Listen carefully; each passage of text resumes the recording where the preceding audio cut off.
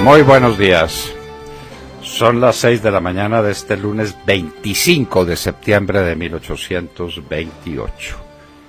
La nefanda noche septembrina, 25 de septiembre. 7 toneladas de cocaína fueron incautadas en Urabá. Pregunta: si se incautaron de 7 toneladas de cocaína, ¿cuántas pasan? ¿Cuántas pasan? ¿Por el mismo sitio, por un sitio vecino o similar? 7 toneladas de cocaína son muchas y valen mucho dinero. La pregunta es ¿cuántas están pasando? No se les olvide que la capacidad instalada para producir cocaína excede largamente las 1000 toneladas métricas en el año. 7 toneladas, pues es poco menos que nada dentro de ese universo.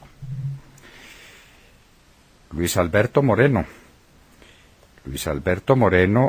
hablando con Andrade, con el hombre de la ANI, dice unas cosas que lo dejan a uno estupefacto. Tal vez lo sacaron de contexto, porque ese no es el Luis Alberto Moreno que conocemos. Que había que marcar la cancha publicitariamente, es decir, en los medios, para que no la marquen los tribunales. Marcar la cancha.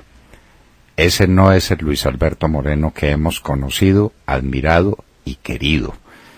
Desde el BID, hablando con este hombre de la ANI para decirle qué es lo que hay que hacer, y que él se ocupa de arreglar las cosas con Julito y con el de Caracol. Entonces, él se ocupa desde allá, desde Washington, de mover las cosas publicitariamente para mover a la gente y para marcar la cancha. Esto definitivamente no puede ser. Tiene que haber otra explicación, tiene que haber un contexto distinto. Esperamos que Luis Alberto Moreno le explique al país qué fue lo que pasó. Días cruciales para el resto de la organización criminal de la Corte. La trama produce náuseas. Cuando estamos viendo en detalle cómo es la trama de los magistrados de la Corte y de los nombramientos en la Fiscalía y de los nombramientos en todas partes y de la penetración de la corrupción alrededor de la Corte Suprema de Justicia, lo que produce esto es náusea. La náusea, que fue una de las grandes obras de Jean-Paul Sartre. La náusea es lo que esto nos produce. El paro de Avianca. Seguimos en que no hay nada, en que lo que hay es paro. Trataremos de hablar con el señor presidente de ACDAC a ver si nos explica por qué razón terminamos siendo los pasajeros las víctimas de un conflicto obrero patronal. Porque esto evidentemente, los aviones en tierra y los pilotos sin trabajo tienen una víctima. La víctima es la víctima inocente, es el pasajero, es el que respeta, el que quiere, el que le rinde siempre tributo de admiración al piloto, y el piloto se desquita del pasajero. Eso no lo podemos entender. Las armas de las FARC. ¿Quién tiene las de verdad? Ya pues inhabilitaron los últimos fierros viejos que le entregaron a la ONU. ¿Y por qué sabemos que son fierros viejos? ¿Y por qué sabemos que son fierros viejos? Porque a la sombra no trabaja sino el crimen, que a la sombra no. Así como entregaron los niños, así entregaron las armas. Es decir, no entregaron ni niños ni armas. Las FARC se quedaron con todo y con su capacidad delincuencial derivada del negocio de la droga, como lo dijo el señor embajador Whitaker, que dio declaraciones muy fuertes diciendo que las FARC permanecen en el grupo de terroristas porque tienen un negocio terrorista, que es el negocio de la cocaína, y que las FARC en eso no han cumplido. Ah, caramba, ¿y es que esperaban que cumplieran? ¿De verdad esperaban que las FARC entregaran las zonas de penetración y que entregaran las zonas de siembra y que entregaran a los cultivadores y que se desprendieran de su inmensa, colosal fortuna hecha con la droga. Por favor, se necesita ser uno muy ingenuo para eso. Pero no se les olvide que Obama fue el que empezó esta farsa, que la terminó Trump, exigiendo resultados y diciendo que los Estados Unidos no pueden seguir los que reciban toneladas métricas de cocaína que convertidas a gramo envenenan a la juventud norteamericana. Pero mientras tanto, estamos envenenando la juventud colombiana. Por eso escribimos en las dos orillas un artículo que se llama El libre desarrollo de la personalidad. Por ahí empezó todo. Las elecciones en Alemania, triunfo de la señora Merkel, derrota total a su oponente tradicional, al señor Schulz, a quien le fue como a los perros en misa, pero ¿quién ganó la diferencia? Si no la perdió la señora Merkel, sino por muy escaso margen, el señor Schulz quedó destruido. ¿Quién ganó la diferencia? El partido de ultraderecha, el partido pronazi, que llega al Parlamento con una participación grande. Es el tercer partido más importante de Alemania. Resultado de la inmigración, la cantidad de inmigrantes que recibió la señora Merkel, de inmigrantes islámicos que están produciendo fenómenos sociales serios dentro de Alemania. Triunfo con sabor amargo para la señora Merkel. El monumento en la ONU. Ahí nos estuvieron mostrando fotografías del presidente con María Emma Mejía y con su señora esposa, mostrando en qué sitio iría el monumento que en la ONU se le levantaría a las armas de las FARC, a los fierros viejos que dejaron las FARC por ahí botados para entretener a los simpatizantes y alcahuetas y amigos de la ONU, y para tratar de desviar la atención de la audiencia y para hacernos creer que entregaron las armas. ¿Dónde entregaron un misil? ¿Dónde entregaron una ametralladora de alto poder? En ninguna parte. Todas esas armas quedaron guardadas.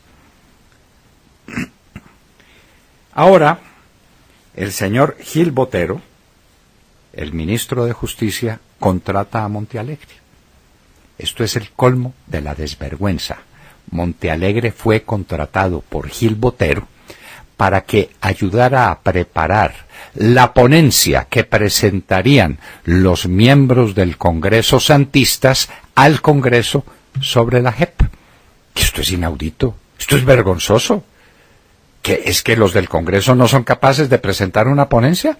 Y el señor Gil Botero no tiene a quién contratar, sino a quien lo contrató a él, cuando siendo fiscal general de la Nación le hizo contratos por cerca de 800 millones de pesos para que no hiciera nada, para pagarle un antiguo favor que Gil Botero le había prestado en el Consejo de Estado. ¿Esto no es nauseabundo? En un país con alguna sensibilidad, a Gil Botero ya lo habían botado del ministerio por corrupto, por indecente. Puede haber extradición para el cartel de la Corte. Esta es una noticia que no es desdeñable, que los Estados Unidos van a examinar las cuentas corrientes de los magistrados de la Corte implicados en la organización criminal que conocemos, porque no es imposible que parte del dinero y gran parte del dinero que recibieron acá se hubiera ido para los Estados Unidos, y que si eso es así, los van a pedir en extradición. Y probablemente tengan ya indicios o noticias muy confirmadas en ese sentido, porque no creemos que un gobierno serio como el de los Estados Unidos lance esa especie sin confirmación. Norcorea y Venezuela con restricciones para entrar a Estados Unidos. La restricción a Venezuela se refiere a los funcionarios públicos y a los parientes de los funcionarios públicos venezolanos que están siendo perseguidos por el gobierno de Trump. A propósito de Venezuela, Venezuela, señores, se queda sin gasolina. Los cuadros que ya presenta la prensa son dramáticos, no solamente de los estados periféricos donde empezó a faltar la gasolina hace tiempo, sino ya en Caracas. No hay gasolina en Venezuela. Es que la gasolina venezolana, por ser derivado de un petróleo muy pesado, necesita una refinación muy cuidadosa con alto grado de tecnología. Y esos elementos tecnológicos se han venido perdiendo con el correr del tiempo. A nada se le hizo mantenimiento, nada evolucionó. Venezuela hoy no tiene gasolina. La gente espera horas para recibir una tanqueada de su carro y los camiones cisternas se demoran días y días y días para llegar a las estaciones de servicio. La ANIF revela el abismo financiero de las pensiones. ANIF le está prestando un gran servicio al país, no se cansa de decir la verdad, y ahora la plata de las pensiones, los pensionados, ¿cómo les están pagando a los pensionados? Es la gran pregunta. Porque no hay de dónde, porque las reservas pensionales se agotaron hace mucho tiempo. Eso las desaparecieron, como por arte de magia, ¿verdad? Pero además las contribuciones nuevas no son suficientes para mantener el sistema. De manera, y las pensiones valieron este año, este 2017, o valdrán en su totalidad un poco más de 38 billones de pesos. De manera que el gobierno empieza con una deuda de cerca de 40 billones de pesos por pensiones, con una deuda con una erogación de más de 50 billones de pesos para pagar deuda, para servir la deuda. Y vamos en más de 90 billones. Y las transferencias obligadas que tiene que hacer a entidades regionales, ahí se fue toda la plata del presupuesto nacional. Y no han empezado a pagar las primeras botas de un soldado, ni a pagarle a la policía, ni a pagarle a los maestros, ni a pagarle a nadie. Esa es la crítica situación de las finanzas públicas, lo que nos dejó este hombre, después de haberse robado con sus alcahuetas la bonanza petrolera y después de haber metido un endeudamiento colosal para seguir robando. Trump resolvió rascarle pelea a los jugadores de la National Football League, ese es el fútbol americano, que estaban teniendo una actitud descomedida frente al himno nacional, protestando porque querían protestar, pero no puede ser que por protestar y respeten el himno nacional. En eso Trump tiene razón, pero no es una buena idea pelear con los futbolistas del National Football League, porque esa sigue siendo una pasión de todos los americanos. Puerto Rico enfrenta la caída de electricidad y falta total de combustibles. El daño que le hizo el huracán María a Puerto Rico es indescriptible. Y lo que pasó con Cuba con Irma, como con Cuba no se sabe, porque tenemos un régimen dictatorial que no deja conocer la verdad. La situación de Cuba es catastrófica como la es la de Puerto Rico.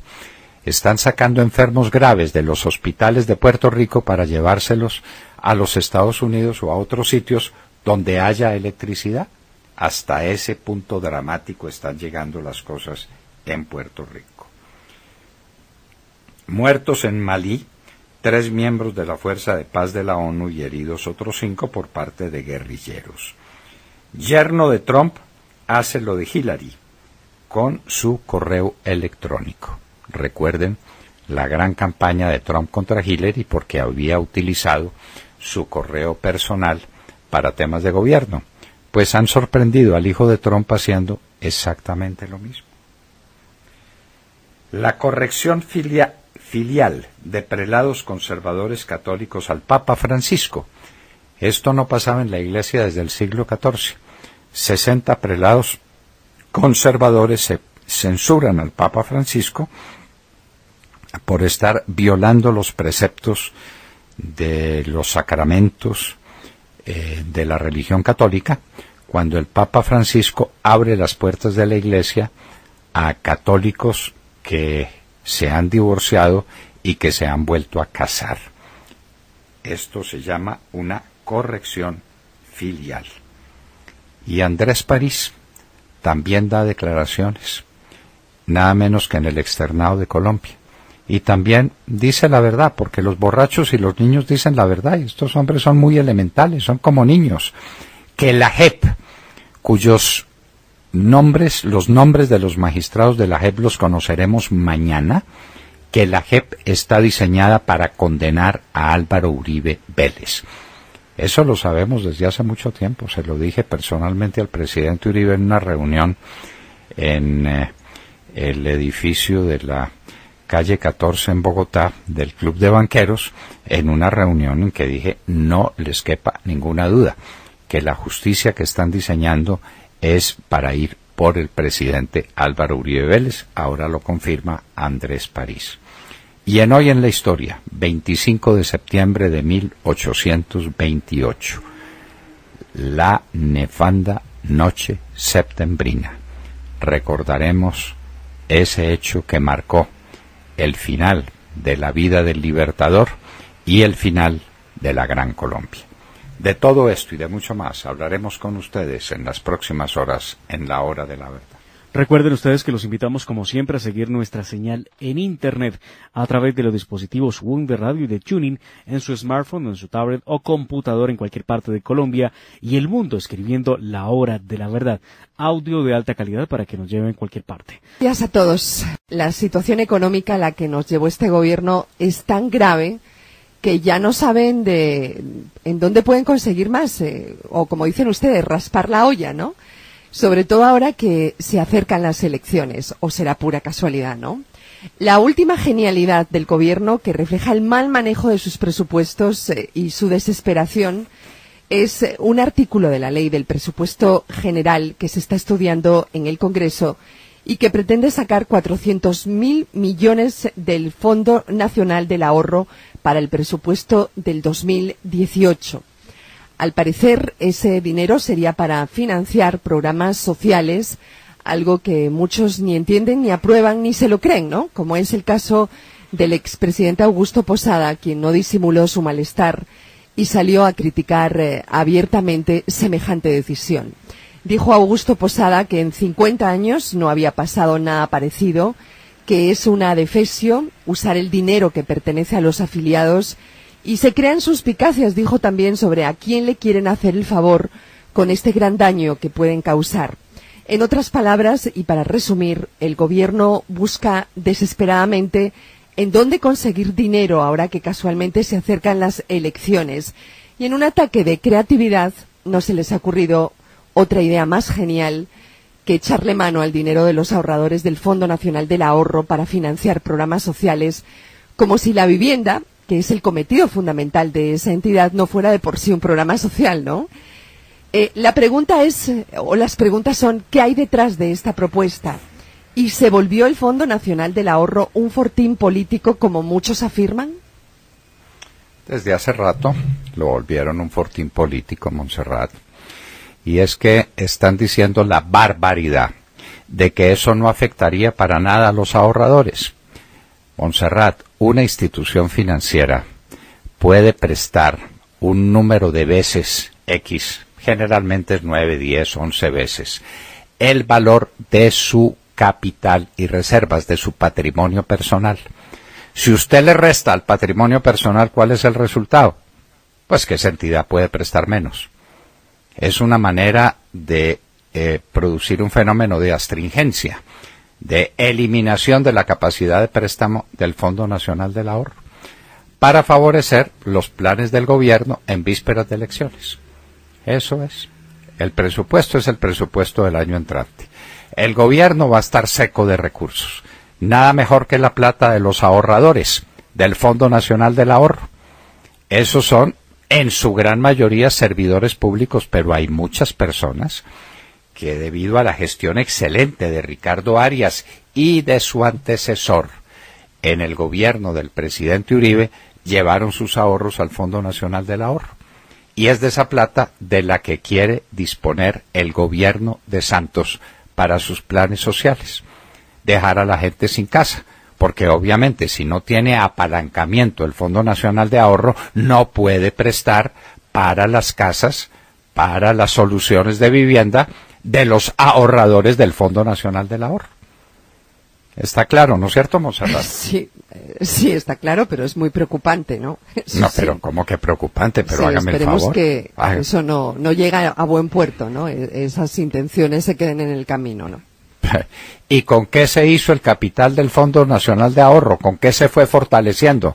No fue con plata del presupuesto nacional, fue con las utilidades que el fondo fue produciendo, producto de la actividad que desarrollaba con la plata de los ahorradores. Es plata de los ahorradores. Y se les están robando el capital para financiar las elecciones del año entrante. No hay derecho, no hay derecho. Pero es que esto es un golpe a los servidores públicos, un golpe en toda la nuca a los servidores públicos. Con eso van a tener que ver pospuestas indefinidamente sus expectativas de que el Fondo Nacional del Ahorro les haga un préstamo para su solución de vivienda. Nada menos que eso. Y como usted lo dice, si ese no es un programa social y si no es un problema social la falta de vivienda, ¿cuál lo es? William Calderón. Doctor Londoño, buenos días Colombia, gracias por invitarnos a sus hogares y a sus vehículos. Hoy es lunes 25 de septiembre del año 17, faltan 315 días para que terminemos esta pesadilla de desgobierno, el más corrupto en la historia de Colombia. Mientras el presidente de las FARC, más conocido por sus camaradas como el comandante Santiago, levanta monumentos a los bárbaros que promovieron y siguen aprovechando el desastre provocado por el libre desarrollo de la personalidad, y la Corte Constitucional sigue oronda después de haberlo promovido, como siempre lo ha sostenido el sobreviviente periodista Fernando Londoño Hoyos. Y hoy, desde las dos orillas, le cuenta al mundo que entre todas las estupideces que ha alcanzado la Corte Constitucional, ninguna como esta: llamar libre desarrollo de la personalidad a la destrucción del ser humano. Y continúa Londoño Hoyos en su enjundioso análisis. Cuando empezamos esta marcha hacia el abismo, muchos se arrogaban el derecho a envenenar a los demás. Si los gringos quieren meter cocaína, que la metan. Ellos verán lo que quieran hacer con ellos y sus hijos. La cocaína nos produce mucho dinero, tanto que algún presidente llegó a hablar del embeleco de las exportaciones. Todos se referían como un chiste de la ventanilla siniestra del Banco de la República, más activa hoy que nunca. Mientras tanto, sostiene Londoño Hoyos, un niño dominado por la droga hace lo que tenga que hacer para un nuevo pase o chupada adicional. Cuando tiene que robar, roba. Cuando tiene que atracar, atraca y mata. Y cuando tiene que prostituirse, se prostituye. Doctor Londoño, por ahí empezó todo. Por ahí, por el libre desarrollo de la personalidad, una tesis de la Corte Constitucional que es lo más vergonzoso que hemos podido presenciar en la historia. Llamar libre desarrollo de la personalidad a lo que liquida la personalidad del ser humano. No puede ser esto. Un drogadicto, ¿qué es lo que le pasa al drogadicto? Que pierde su personalidad, pierde su capacidad de entender y de querer sobre todo. Y queda en manos de la droga y en manos de quienes le suministra la droga. Y a eso llamó la Corte Constitucional el libre desarrollo de la personalidad. Sí, esa es la herencia de don Carlos Gaviria. Y fijó, pero él no dictó solo la sentencia, ¿no? Así es, doctor. Pero todos. Esa fue la idea de él. Sí. Pero a ver, ¿dónde estuvieron los otros magistrados que apoyaron semejante barbaridad? Sí, señor. Muy bien. Y entonces del lado viene la famosa dosis personal. La dosis personal que hace imposible que la policía persiga a los que están vendiendo la droga. ¿Usted qué hace con esa droga en el bolsillo? Libre desarrollo de la personalidad, mi dosis personal. y la policía no puede hacer nada. Es el país en manos de los narcotraficantes. ¡Qué horror! Vanessa Araujo. Doctor Fernando, compañeros de la mesa, queridos oyentes, muy buenos días. La amarga victoria de Merkel y el ascenso de la derecha nacionalista y neonazi en Alemania. Esa es la noticia que hoy acapara el interés de Europa. Este domingo hubo elecciones parlamentarias en Alemania. La actual canciller y candidata de los democristianos, que lleva 12 años en el poder, Angela Merkel, gana las elecciones federales con un 32.9% de los votos, confirmándose como la primera fuerza electoral en el país europeo. Sin embargo, el triunfo es agridulce, y es que en los últimos 4 años Merkel perdió la aceptación de 1.2 millones de electores, pero además el Partido Socialdemócrata de Alemania, el histórico aliado de Merkel, obtuvo apenas el 20.5% de los votos, lo cual es el peor resultado de su historia. Y a raíz de esos resultados ha decidido no realizar lo que sería su cuarta alianza con los democristianos, por lo que Merkel tendrá ahora que buscar nuevos aliados. La cuarta y la sexta fuerza del país, los liberales y los verdes, han manifestado ya sus intenciones de formar una coalición con la actual canciller. Merkel ha demostrado tener paciencia y bastante habilidad para negociar, y verdes y liberales han expresado ya sus ganas de unirse con los democristianos. Entonces es posible que este asunto de la coalición se pueda resolver sin muchos problemas. Sin embargo, muchos consideran que el verdadero problema que tiene ahora la canciller alemana y en general todo el país es el histórico triunfo del partido de ultraderecha nacionalista y neonazi AfD, que se ha convertido en la tercera fuerza electoral de Alemania. La AfD congregó a cerca de 5 millones de votantes que serán representados por primera vez desde la posguerra alemana por nada más y nada menos que 87 parlamentarios, con mandato para modificar o por lo menos impregnar y tratar de influenciar el debate político en ese país. La AfD es un partido nacionalista, anti-islam y anti-inmigración. Uno de sus líderes, Alexander Gauland, el vicepresidente de la colectividad, en su primera declaración después de su buen resultado, amenazó a Merkel con llevarla a los estrados judiciales por su política de acogida a los refugiados que comenzó en el 2015. Gauland además ha asegurado que el Islam no es una religión sino una doctrina política y que el terrorismo tiene sus raíces en el Corán. En conclusión, el electorado alemán ha castigado la gestión de la gran coalición formada por los socialistas y los democristianos que han liderado el país durante 3 mandatos seguidos y parece ahora volcarse hacia una derecha nacionalista apoyada por grupos neonazis que se convierte en la tercera fuerza electoral y que parece haber escuchado las demandas de muchos alemanes que están en contra de la inmigración sin restricciones. Queda ver qué tanto influye la AfD y qué tanto le cuesta a Merkel formar una nueva coalición. Vamos a ver qué hace la señora Merkel, pero perdió una gran cantidad de votantes, perdió a su aliado, de manera que fue un triunfo, pero un triunfo muy amargo, el de la señora Angela Merkel. Miguel Gómez. Doctor Londoño, buenos días a usted y a la audiencia. La noticia sigue siendo la huelga de Avianca, y en economía el transporte pues es uno de los, es como la sangre que permite que la economía se mueva. Según el presidente de Avianca, Hernán Rincón, 256 pilotos de la Asociación Colombiana de Aviadores Civiles tiene paralizada al país. Y esta circunstancia pues ha afectado ya a más de 15.000 pasajeros por día que no han podido viajar a sus destinos, lo que suma desde que inició la huelga unos 40.000 colombianos que han dejado de poder transportarse a otras ciudades del país y del mundo.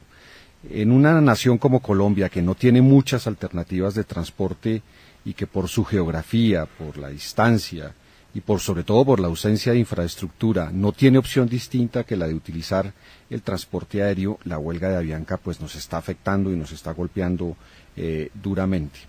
¿Qué es lo que podría suceder esta semana? Pues que finalmente logren un acuerdo. La ministra del Trabajo, Griselda Restrepo, ha amenazado a las dos partes diciendo que el papel que el Ministerio del Trabajo ha realizado en los últimos días de buenos oficios podría suspenderse si no ve una voluntad de llegar a un acuerdo. Es una amenaza alarmada que la jefe de la cartera del trabajo le lanza tanto a la compañía como a los representantes de los pilotos para que flexibilicen sus posiciones y permitan lograr un acuerdo que evite que más colombianos se vean perjudicados. Muy importante en este tema, sin lugar a dudas, la presión mediática que ha sido ejercida por la compañía aérea, dando a entender que los pilotos son unos privilegiados y que sus reclamos son injustos. Según Avianca, si la compañía acepta las solicitudes que hacen los pilotos, los costos por conceptos laborales pasarían de 125 millones de dólares al año a cerca de 300 millones de dólares, y eso haría inviable la supervivencia de la compañía aérea. Entonces veremos en los próximos días si finalmente se logra un acuerdo, si el Ministerio del Trabajo decide declarar el paro ilegal, y si finalmente todos los que hemos sido perjudicados por la ausencia de transporte aéreo podemos volver a utilizar este medio que es fundamental para el funcionamiento de la economía y para miles de colombianos que trabajan en otros lugares y que necesitan desplazarse. ¿Quién es la gran víctima de este proceso? Pues la gente que trabaja, que en el fondo ¿El pasajero? Sí, los pasajeros obviamente, que algunos pues naturalmente por razones de turismo, pero la inmensa mayoría de la gente en Colombia que usa el transporte aéreo lo hace porque trabaja, porque va a otros lugares, porque tiene negocios, porque parte de su trabajo es atender requerimientos de bienes y servicios en otras partes de Colombia y del mundo, y que necesitan desplazarse y que no tienen alternativa porque en Colombia no hay tren, en Colombia las carreteras no son buenas, las distancias son largas, la geografía es difícil y entonces no es que existan otras posibilidades para uno ir a Pasto o ir a Riohacha. Colombia es un país grande, la gente que está en Leticia y tiene que ir a Leticia pues no tiene opción distinta que el transporte aéreo, y por lo tanto sí es evidente que en nuestro país el transporte aéreo es de naturaleza de servicio público. O ir a Medellín o ir a Cali. Sí, señor. Es que ¿cuánta es la gente que va a Cali por la mañana para regresar por la tarde? O lo mismo pasa con Medellín en asuntos urgentes de trabajo. Si no van pues para el deleite de montar un rato en avión, es para trabajar, para vivir, para que las empresas se puedan desarrollar. Entonces uno se pregunta por qué el pasajero tiene que ser el que pague el pato. Una buena pregunta para los señores pilotos de Avianca. Esperamos estar con el presidente del ACDAC para que nos explique por qué razón su malestar con la compañía la tenemos que pagar los pasajeros. Válganos Dios, los pasajeros. De Mar Córdoba. Doctor Fernando, compañeros de la mesa, oyentes de la Hora de la Verdad, muy buenos días. En entrevista con el diario El Tiempo, el embajador de los Estados Unidos en Colombia, el señor Kevin Whitaker, expresó que para su gobierno las FARC simplemente no han cumplido con el acuerdo de paz en lo que tiene que ver con el tema del narcotráfico, y eso conllevará a que sigan en la lista de organizaciones terroristas hasta que demuestren con hechos su real compromiso.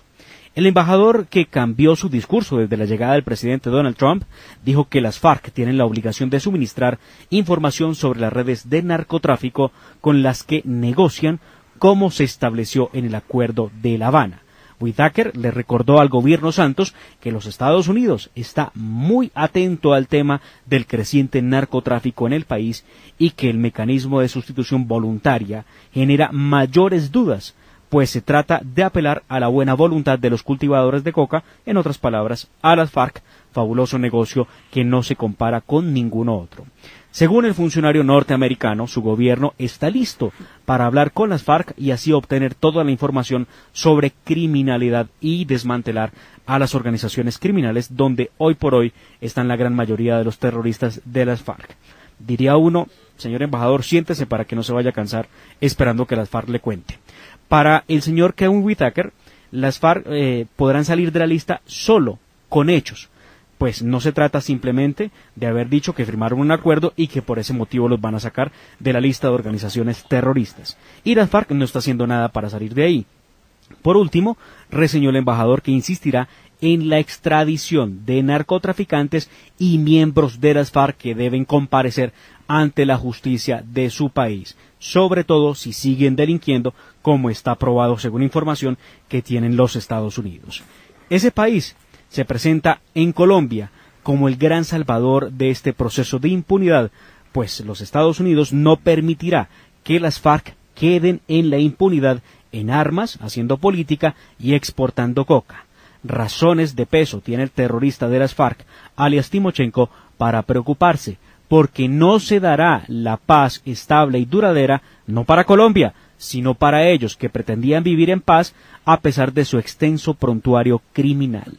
Los Estados Unidos nuevamente le pone el ojo a los terroristas de las FARC y a la impunidad que le ofreció el gobierno Santos.